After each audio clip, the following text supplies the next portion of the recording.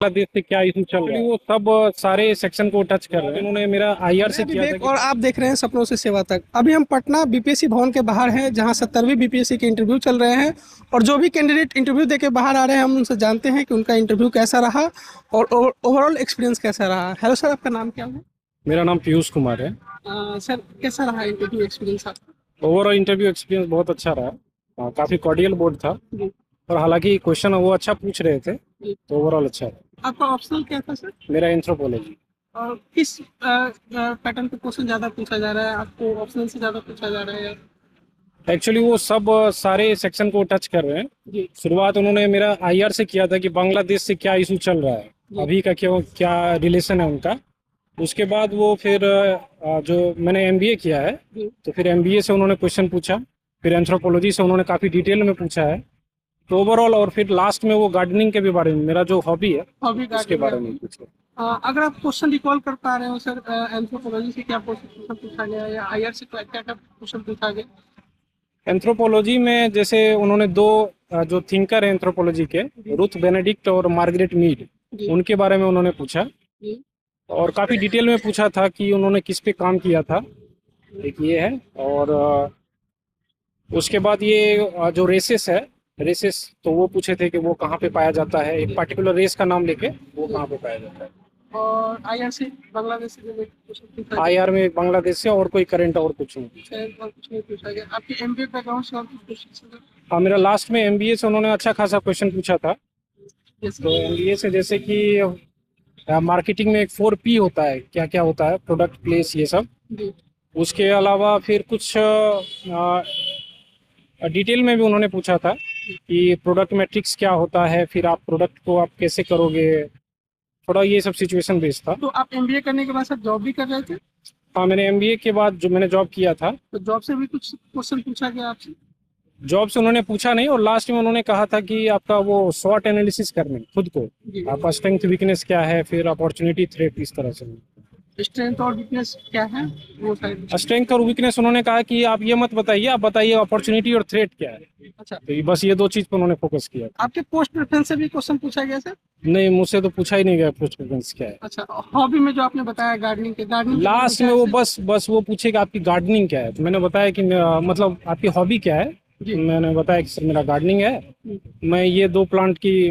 वो उन्होंने पूछा कि कौन से प्लांट की करते हो, तो मैंने बताया। तो उसमें क्या क्वेश्चन पूछा गया सर? आप कौन से प्लांट की गार्डनिंग करते हो, तो मैंने बताया सर मैं एक एरिका पाम करता हूँ, जी। और एक जो फूल का है, हिबिस्कस है, या अभी जो भी है, पेटूनिया, ये सब। तो उसमें किसी भी क्वेश्चन में आपको ट्रैप करने की कोशिश की गई ताकि एक ही डायरेक्शन में आपका इंटरव्यू चले? एक्चुअली उन्होंने लास्ट में मुझे एमबीए से अच्छा खासा क्वेश्चन पूछा था। जी। वो काफ़ी सिचुएशन बेस्ड था, तो वो एक तरह से डिस्कशन था।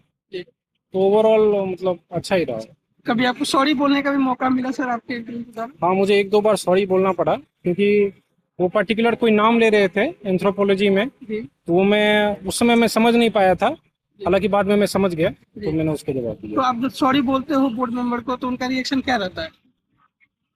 एक्चुअली मुझे सॉरी तभी बोलना पड़ा कि क्योंकि मैं वो सुन नहीं पा रहा था क्वेश्चन क्या है, अच्छा। क्योंकि किसी तरह मैं समझ नहीं पाया क्वेश्चन है, तो मैंने बोला सॉरी सर, क्या आप इसको रिपीट कर सकते हैं। जी। तो इस तरह से। और बाकी सॉरी बोलने में वो कुछ नहीं है, वो सपोर्टिव ही है, कोई दिक्कत नहीं। ये आपका पहला इंटरव्यू था सर? ये मेरा पहला इंटरव्यू। इसके पहले फिल्म्स मेंस आपने दिया है? नहीं, ये मेरा पहला ही अटेम्प्ट। पहला ही अटेम्प्ट है। इसके पहले आप जॉब कर रहे थे और अभी आपने अभी BPSC मैं दी। ये एग्जाम दे रहा हूँ। कैसा स्ट्रेटजी रखा सर आपने ताकि फिल्म्स मेंस और इंटरव्यू तक आप पहुंच पाएंगे? देखिए, स्ट्रेटजी में तो वही सबका सेम ही रहता है कि आप पहले आप एग्जाम के डिमांड को समझिए, जी। जो PYQ है उसको आप समझिए, उसके अकॉर्डिंग जो सिलेबस है वो आप कीजिए। एक सिलेबस जो BPSC का दिया रहता है वो, और उसके अलावा आप PYQ को देखते हुए जो आप सिलेबस निकालते हैं वो उसके हिसाब से। अच्छा, जो बच्चे अभी इंटरव्यू देने आएंगे उनके लिए कुछ सजेशन देना चाहेंगे आप? मैं समझता हूँ कि उनको अच्छे से, जो ये कोर एरिया है, सबको पता है ये कोर एरिया में क्या रहता है, तो उसके बारे में उनको अच्छे से पढ़ लेना चाहिए। जी। बाकी कौन कहाँ से पूछा जाएगा वो कुछ वो कहा नहीं जा unpredictable सकता। हाँ, होगा। तो उनको श्योर मॉक रहना वगैरह चाहिए। लगाया था सर आपने? हाँ, मैंने मॉक दिया था। मॉक से क्या बेनिफिट मिलता है सर, और आपने कितने मॉक लगाए थे? एक्चुअली मैंने कम मॉक लगाए थे क्योंकि समय कम था, लेकिन मॉक से बहुत अच्छा बेनिफिट मिलता है। किस टाइप और मैं एक्चुअली में फुल मॉक नहीं लगाता था, मैंने कुछ फुल मॉक लगाए थे। हालांकि मैं खुद क्वेश्चन को एक छोटे छोटे पॉइंट में वो लिखने की कोशिश करता था प्रैक्टिस के लिए, तो वो भी बहुत हेल्पफुल होता है। तो ओवरऑल मॉक मॉक के साथ साथ आप प्रैक्टिस कीजिए खुद का, तो वो बहुत अच्छा है। मेंस में राइटिंग भी आपने शॉर्ट नोट में ही किया है या फुल लेंथ किया था? नहीं नहीं, शॉर्ट नोट भी किया है मैंने घर पे। जी। और क्योंकि आप बार बार मॉक टेस्ट तो दे नहीं सकते हो हमेशा 3-3 घंटे का, तो आप छोटे छोटे करके आप क्वेश्चन प्रैक्टिस के साथ साथ वो कर सकते हो। मॉक इंटरव्यू भी आपने दिया सर? ये हाँ, मैंने मॉक इंटरव्यू दिया है। कितने मॉक इंटरव्यू आपने दिया था सर? मैंने लगभग 3 मॉक इंटरव्यू दिया है। उससे क्या बेनिफिट मिला सर आपको? देखिए, उसमें अभी जैसे मैं बोल पा रहा हूँ, तो वहाँ पे एक पहले से टेस्ट हो जाता है कि आप कैसे बोल रहे हो, तो आप अपना Confidence। कम्युनिकेशन को ठीक कर सकते हो, कॉन्फिडेंस को ठीक कर सकते हो, ये सब है। कोई क्वेश्चन रिपीट होते हुए भी मिले आपको जो आपसे मॉक में पूछा गया हो और इंटरव्यू पैनल के द्वारा भी क्वेश्चन उस टाइप के पूछे गए? नहीं, यहाँ पे तो बिल्कुल अलग है, क्योंकि मॉक पे मतलब वैसा क्वेश्चन रिपीट नहीं हुआ, वो सिचुएशनल बेस्ड पूछ रहे थे जी मॉक पे। जी। तो यहाँ पे वैसा नहीं, यहाँ पे सब्जेक्ट स्पेसिफिक ज़्यादा वो कर रहे थे। सब्जेक्ट स्पेसिफिक ज्यादा हाँ, है। सब्जेक्ट। और जब आप यहाँ से इंटर करते हो और कैसा माहौल रहता है अंदर का? देखिए, शुरुआत में तो आपको डर लगता ही है, जी। लेकिन वहाँ पे अगर आप पहले से प्रैक्टिस करके आए हो तो थोड़ा आपको अच्छा ही फील होगा। धीरे धीरे वो आप नॉर्मल हो जाते हो, कोई दिक्कत नहीं। पोस्ट प्रेफरेंस सर आपका क्या था? मेरा पहला BAS है, बिहार एडमिनिस्ट्रेटिव सर्विस। उसके बाद BPS है। उसके बाद बिहार एजुकेशन सर्विस। कल को सर आप SDM बनते हैं तो क्या क्या चेंजेस लाने का आपने सोचा हुआ? वो तो जो अब SDM का मुख्य काम है वो तो मैं बिल्कुल करूंगा ही। बाकी जो बिहार में जो अब जैसे स्कीम्स है, उसकी क्या कमी रहती है, लोगों की सुनवाई नहीं होती है, तो मैं उस पर ज़्यादा ध्यान देना चाहूँगा। ग्रीवेंस रिड्रेसल का वो एक मुद्दा रहता है, तो मैं जनता की वो उसमें मदद करूँ। आपका एजुकेशनल बैकग्राउंड क्या रहा है, आप अगर स्टार्टिंग से बताना चाहें तो? एक्चुअली में मैंने 12th तक यहीं बिहार से ही पढ़ा है। उसके बाद मैं दिल्ली यूनिवर्सिटी से ग्रेजुएशन किया है मैथमेटिक्स ऑनर्स में। उसके बाद मैंने IIT मद्रास से MBA किया है। और उसके बाद मैंने as a product manager job भी किया है। उसके बाद से आपने ये BPSC के लिए जो परस्यू किया उसमें फ्रेंड्स और फैमिली का आपका क्या योगदान रहा सर?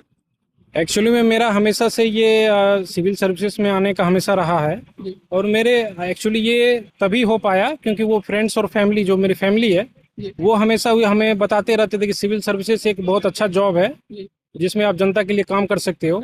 जो एक प्राइमरी मोटिवेशन की चीज़ है वो आपकी फैमिली से ही आती है, और फैमिली के सपोर्ट से ही आप ये काम कर पाते हो। और फ्रेंड्स, ये सब बहुत ज़रूरी है। हमारे चैनल के माध्यम से आप किसी को थैंक यू बोलना चाहेंगे अपने फ्रेंड्स और फैमिली मेंबर्स को? अब बिल्कुल मैं अपने फैमिली को थैंक यू बोलना चाहूँगा, क्योंकि बिना फैमिली सपोर्ट के इस तरह का ये वास्ट एग्जाम है, इसको क्रैक करना बहुत मुश्किल है। और फ्रेंड्स का हमेशा सपोर्ट रहना चाहिए, तभी ये आप एग्जाम को आप क्लियर कर पाओगे। Thank you so much, congratulation, आपका इंटरव्यू अच्छा गया है। आई होप कि आपका सिलेक्शन हो जाए। Thank you so much.